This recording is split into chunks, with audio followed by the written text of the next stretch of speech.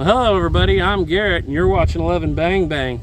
Pardon the video quality, we've gone down to our cell phone because of a mishap just now that cost us our camera lens. Luckily it didn't cost us the high dollar camera. But what we're filming today is the Colt Army Special in 38 Special.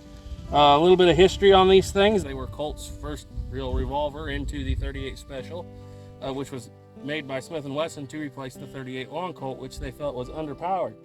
But anyway, they started cranking these things out in about 1908, and they made the Army Special until 1927. A funny little thing here, the grips, these wood grips, the Army Special came with gutta-percha grips all the way up to 1926, and then they put wood grips on. And then in 1927, they would change the name from the Army Special to Colt's Official Police. And they would go on to make it up until 1969 when the snake revolvers took over.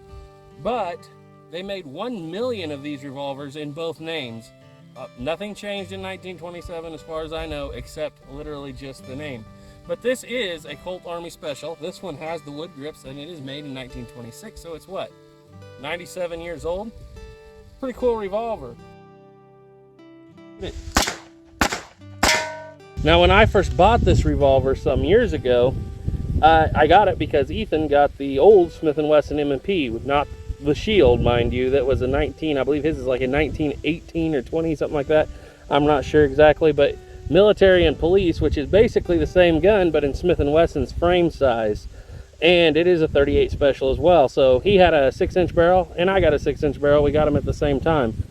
To be quite honest, I've only fired about 50 rounds through this gun in my entire life because I bought it, went to the store and bought some standard Remington green and white box standard pressure 38 Special rounds.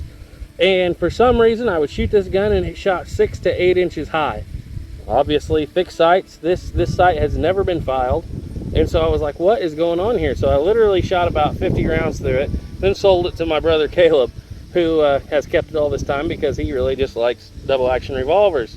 Well, I was talking to my friend, Classic Guns Today, and discussing this issue. By the way, his channel is linked and a video on the same subject is linked down in the description of this video. But anyway, we were discussing how this revolver shoots high, and he brought up the fact that 38 Special is not loaded to what 38 Special was loaded to when this revolver was made in the 1920s. In the 1920s, standard pressure, according to several sources he showed me, would have been, out of this 6-inch barrel, would have been around 855 to 900 feet per second. And I thought, maybe that's the issue. If you have a hotter charge, the bullet gets out the barrel before it can possibly recoil too much. And so we went and did some hand loading, which I was already doing hand loading. But I hand loaded some rounds, and by the way, pretty pink bullets. They are powder coated. That's the only thing that's not 1920s about this. 158 grain lead round nose, and I loaded these up to about 900 feet per second out of this barrel. What do you know? Now it only shoots about 2 inches high. So, without further ado, let's load the thing up. I don't have speed loaders, but you just pull back. And by the way, guys, this is how I do it. There's lots of different ways you should do it, but this is how I'm going to do it. I just wrap my fingers through there, have my thumb on top of the cylinder to control it. You could use a speed loader, but I didn't bring one out for this necessarily.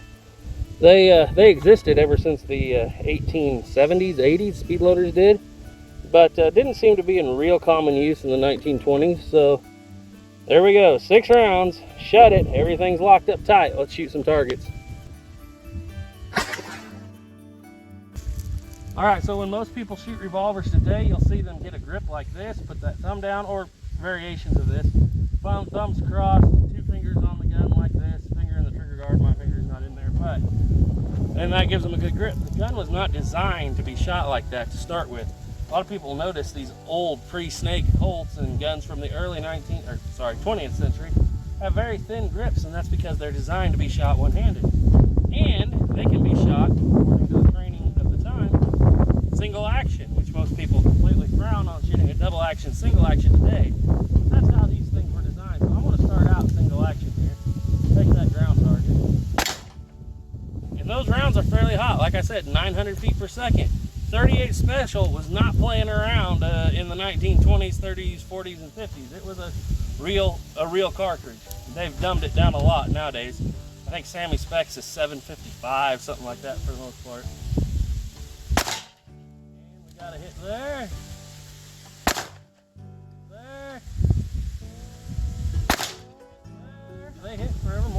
pretty hard in this. All right, I'm gonna go up the hill to 40 yards and probably miss. We'll see. You see where she went? Clicked high. High. All right, we're gonna go a little lower. Still high. Well, we're not gonna do 40 rounds or 40 yards a day, evidently. Like I said, this is a grand total of about 75 rounds at this point I put through this gun. But pull back. Now you see I already have my hand in position. I'm not pointing at the cameraman. I'm turn around. I'm gonna tip up, hit the ejector rod, and then you could use your speed loaders if you wanted to. But yeah, let's load it up and shoot some more. All right, guys. So in the 1920s, they wouldn't have had these forward canted holsters, but I ordered this one from El Paso Saddlery for a GP100, and it's got quite a forward cant.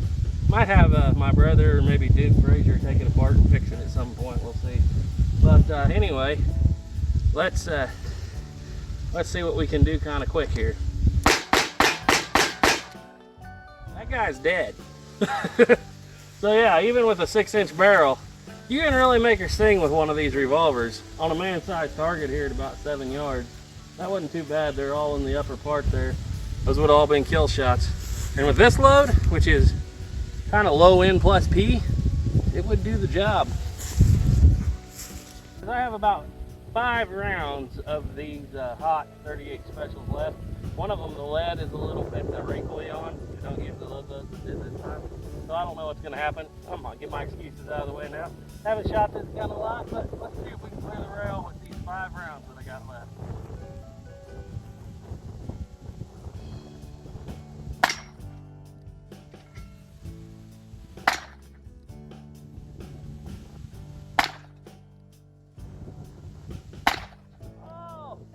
Not stop one off. This one's the elusive one. We'll do this today.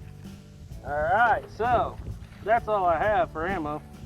Alright guys, so final thoughts on this revolver. Now that I'm shooting obviously I haven't shot this gun a lot. I need to practice with it if I was going to carry it, but I'm not going to carry it. It's not even my revolver anymore. This one's Caleb's.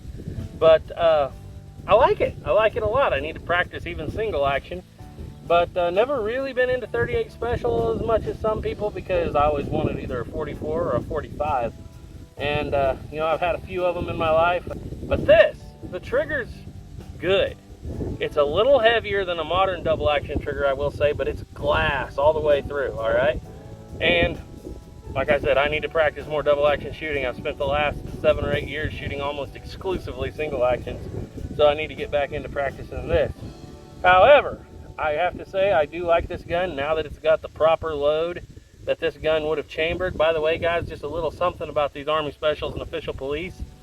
When they were attempting to develop the 357 Magnum, Smith & Wesson came up with a whole new gun for what they called, I believe, the 3844 cartridge, which was like almost a 357 Magnum. It was a 158 grain bullet doing at least 1,100 feet per second. And they brought out a whole new gun for it. Well, Colt, seeing that round on the market, went and did some testing and discovered that this gun, for at least for some use, was rated for that 1,100 foot per second 158 grain bullet. And does that mean you should do that a lot? No, probably not. I wouldn't soup this thing up to a Magnum, but it will handle it. Colt themselves has said so. And so if I'm pushing a little bit past standard pressure up into lower plus P with 900 feet per second, that doesn't bother me because I know the gun is rated to handle a lot more. Obviously, I'm not going to throw that kind of power at this gun. It's 97 years old, which is actually young for some of the stuff we've been shooting. But for an action and a double action revolver like this, that's pretty getting up there pretty old for using heavy rounds. And so, you know, 900 feet per second plus P shot really well for me. Any mistakes that were made today obviously were on me. But I do like this revolver. I love the one-handed grip and style and the pencil barrel. I didn't know how much I'd like it some years ago when I bought this, but it turns out that is just beautiful. I like to shoot one-handed, but if you wanted to shoot this gun two-handed, and I might have Ethan come out and do another video on this when we got our camera lens fixed, but if you wanted to shoot two-handed, that's no problem either. You get a good weaver stance, get a good grip on it, and that would be even better. Yeah, just watching that front sight, I can tell I gotta practice. But anyway, guys, that's all I got for the 1926 Colt Army Special.